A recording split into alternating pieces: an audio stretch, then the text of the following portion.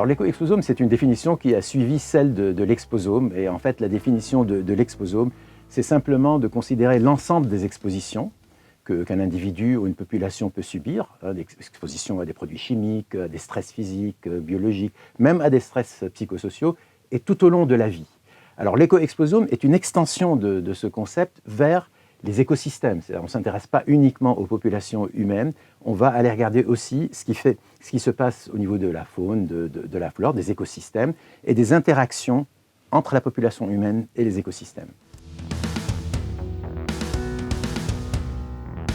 Et les chercheurs trouvaient que finalement, sur le plan de la génétique, des altérations du génome, on en savait pas mal de choses. Tous les autres déterminants potentiels du cancer, les produits chimiques, les infections, les stress de toute nature, finalement, chacun travaillait dans son coin et on n'avait pas un concept qui réunissait tout ce monde-là. Tout le travail que nous avons fait, c'est d'essayer de le rendre opérationnel, c'est-à-dire comment on peut finalement mesurer l'exposome.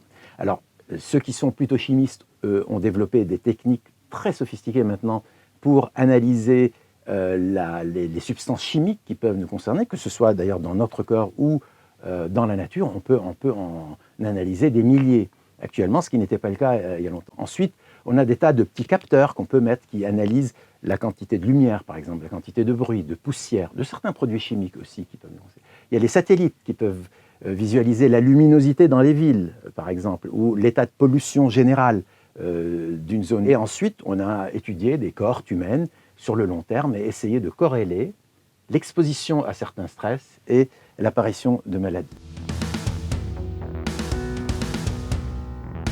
On apprend de plus en plus que l'état des écosystèmes influence sur la santé humaine. Finalement, être dans une ville avec des espaces verts, c'est quelque chose qui est positif, on le sait maintenant. Il y a quelques arguments qui commencent sur le rôle de la biodiversité en santé humaine.